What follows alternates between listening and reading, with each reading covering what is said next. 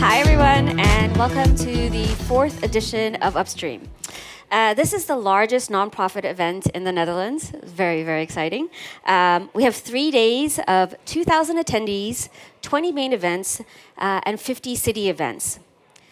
As many of you know, Upstream connects changemakers who drive the transition to a future-proof economy. We invite entrepreneurs, investors, and bold changemakers, like my guest today, to share, connect, and create innovation for sustainable growth. Over the course of the 3 days, you're invited to the main venue from 2 to 6:30. In the mornings and evenings, you can participate in independently organized city events across the regions. So, why are we here today? Today is Talent Day. It's aimed at connecting aspiring talent to the fastest growing innovative scale-ups in the region. So what can you expect? First, you can find a job or a co-founder during the Scale Up Career Fair, which is happening over here. There are 25 scale-ups that are represented that have booths, really exciting. And there's over 1,000 jobs and internships that are available in total. You can participate in the coding challenge, show your coding skills in about 15 minutes, and you can work on a challenge on i3d.net and Schoon. I have no idea what that is, but I imagine that you guys do. You can also learn about talent from inspiring fireside chats and roundtables like the ones we're having right now. And if you haven't already done so, I highly recommend that you download the app, Swapcard, and to build your schedule for the week, and to connect with other attendees and to book meetings. You can also tweet, hashtag, whatever it is, you can use hashtag Upstream 2023 to talk about us online. And so with that, I'd love to introduce myself. I'm Kamael. I'm the head of investor partnerships at a company called Stripe. And I'm so humbled and really delighted to host this lineup of speakers at today's talent session. Talent is a very complex topic. For individuals, it can be a representation of our interests and passions, but it can also be the home of our insecurities and doubts. Am I good enough? Do I have what it takes to be successful? For entrepreneurs, it's the path to great outcomes. It's no secret that talented and well-balanced employees always have the most innovative ideas and are the backbone of great companies. And in society, we benefit from individuals who find purpose and passion in driving societal change. So it's a really important topic. In today's session, our talent-rich speakers will explore all 3 of these dimensions and more. They'll share their personal stories and inspire you and me to thrive in our own talent. And there's probably no better speaker to kick us off on such an important topic than Ed Brinksma, the president of Erasmus University, Rotterdam. Hi, Ed.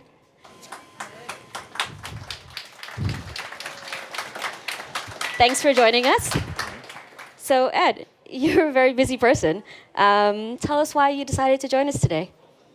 Well, if you're running a university, going to an event packed with talent is definitely a good idea, I think.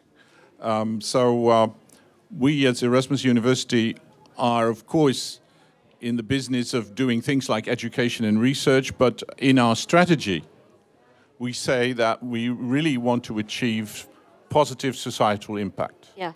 And of course, universities already do that as long as they exist by educating good people, by doing research.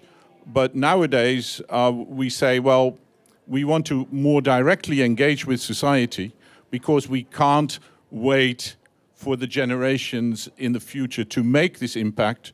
We have big challenges ahead of us. We must speed up and be more actively engaged with society just next to education and research. And one of the paths of having impact is being enterprising. I'm using the word enterprising because entrepreneurial is definitely a way, start a company, make a change, do something. But doing something is more general than that. You can make an impact, you can make your mark by simply getting up and be active and be there for the change. And that's very much part of the mission of our university and very much fits this idea. And I think, well, like you said, it is about future-proofing. I think this is on the mind of many people, especially among the young people in the audience. So how do we have a sustainable future, and how can I contribute to it? And I very much want our university to be part of that. Oh, fantastic. Well, I have a bit of a personal question for you, because you spent much of your career helping young people learn and develop their own talents. But can you share with the audience, how do you develop your own talent and skills? And what do you do to find inspiration, and what do you find inspiring? Okay, well, it's very interesting because perhaps you're not always the best person to analyze yourself, and other people see things, but I've always been driven by a tremendous curiosity. I think this helps if you're really curious, and go and see places. So I have traveled a lot. I've been in many places in the world, which is probably part of that curiosity too. And I think that's important, because you connect people and you encounter problems not just in your own well-known circle, but you break out of this comfort zone and speak to people who have completely different views, different ideas, and that can inspire you. I think that's, in general, quite a good recipe to be inspired. And of course, the people that educate you, the people with whom you share your life, can be very important sources too. Yeah. So can you tell us a little bit more about some of the things specifically you found inspiring in your travels, or even where you've gone? Maybe we should all get ready to start booking our trips. Okay, well, that's an interesting thing. My daughter always saying, so what is the most interesting country you've been to? And then I think of 5. So in this sense, I'm more inclusive. There is no place where you cannot learn, and which not somehow is inspiring. Of course, people that have been inspiring to me as a scientist, I'm a computer scientist, actually a mathematician turned computer scientist. In that field, you have no Nobel Prizes. It wasn't there yet, but it's the Turing Award. I've been working a lot with a Turing Award winner who was not only brilliant, but a very kind and connecting person that put his brain in the service of others. I found that very inspiring. If I think of entrepreneurs, well, I'm not original, but I think, for example, of Steve Jobs, who actually, I think, socially was not a very nice example. I think some people said that he was a bit rough to people in his environment. But on the other hand, what I really liked is that he had a vision on what now. We all use these phones, iPhones. He had a vision of what that should be, and that was crystal clear. And I think that's another thing that I find very, very inspiring. And completely on topic, I must say it's a sad story that we're witnessing a war in Europe. Right. I'm incredibly inspired by Vladimir Zelensky. I think the way he rose to the challenge and is leading this nation under the very difficult circumstances, I find this is an example to many of us. Yeah. Great. Is there any specific advice that you can give the audience in terms of helping them unpack, find, or even unlock their talent? Well, I think there's 2 things I'd like to say. One of them is really, you are most creative when you are in flow. Yeah. Right? And where are you in flow? This means that you are somehow doing something that is natural to yourself. So I think it's not original, but so people say follow your passion, but at least you can excel in things where you really find your heart lies. So don't go for things that other people tell you and you feel this is nothing for me. I think you won't be a success. So really try to find out what it's really that makes you tick. Yeah. And the other thing is ask for help. There are so many people around you who've seen similar problems. You can share knowledge. I mean, by bringing people together, picking each other's brains, you arrive at solutions so much faster than trying to figure it out all by yourself. This is why this is a great event. Collectively, you really go farthest. Yeah, I think it's such an important thing to hear and kind of understand your inner voice to find your talent. What does your inner voice kind of tell you when you wake up or when you're sort of unsure of yourself? How do you find it? Oh, well, so sometimes by doing a little ritual. So if I need to order my mind, actually, I often turn to solving some little riddle or puzzle. Oh, okay. So but now this also has to do with my current job, perhaps as a scientist, but now I'm an administrator. Every day there are 20, 40 issues on my desk. Mm-hmm. Sometimes you can get lost in it. The interesting thing is, in order to sort of deal with that, sometimes you have to concentrate on something entirely different, so that your mind is taken away from these things and you return to the problem, and then you have a fresh look.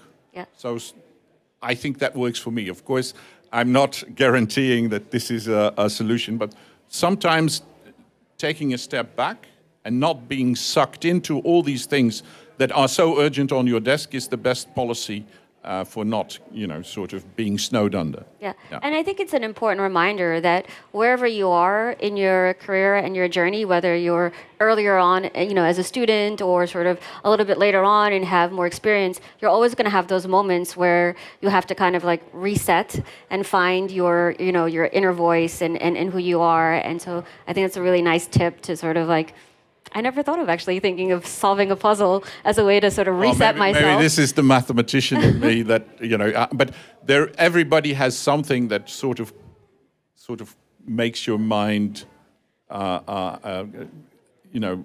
step back a bit. I think look for those things, because then you can come back and have a fresh look. Yeah. Great. Thanks, Ed. Well, it's such a privilege having you. I know these sessions are really short, so I just wanted to leave a few moments to have you ask Ed for any words of advice or guidance that you might need as you take on your careers. Does anybody have a question? No? It's a very shy audience today. Okay, so I'll ask you some more questions. Okay, so Ed, if you didn't have this career path, what would you have done with your life? I might have sometimes. So one of my hobbies is cooking. Oh, okay. And I sometimes think, but it's a dreadful existence, I think, actually, running a restaurant and cooking, because you have no free time, essentially. Yeah. But I do find immense pleasure in cooking and being a host to people. And I sometimes really think this could have been an alternative for me. Yeah, I actually also enjoy cooking, and I think it's a good lesson that every personal passion is not always end up being a professional passion as well. So yeah, thank you for sharing that. But I heard you have a present for us. Yes, well, I think, like I said, as Erasmus University, we try to foster young people to also make this choice, not just to study or to do research, but actually to be enterprising. We have Erasmus Enterprise for that. We have things like the Erasmus University Challenge, in which you're challenged with your best ideas. Yeah. That's also there.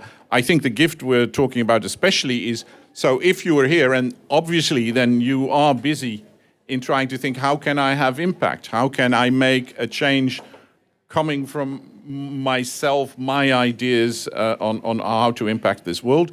And this is not easy, and there are lots of questions that you will have to address. And so we have the Impact Starting Guide for you, wow, which has been written by people connected to Erasmus Enterprise that can help you along. I mean, it's a sort of cookbook on how you go about starting an enterprise or being entrepreneurial, or more in general, organizing impact with your passion and your desire to contribute to a better world. So this is the present, thank you. And you're the first one to receive it. This is lovely. So instead of opening a restaurant and cooking, you've created a cookbook for the impact. Thank you so much. Thank you. And I think we're going to send this on to some students at Erasmus. I think we have a drone helping us. So let's do that. Great. Okay. Go ahead. So especially people on first row. Watch out. Okay. And it's off.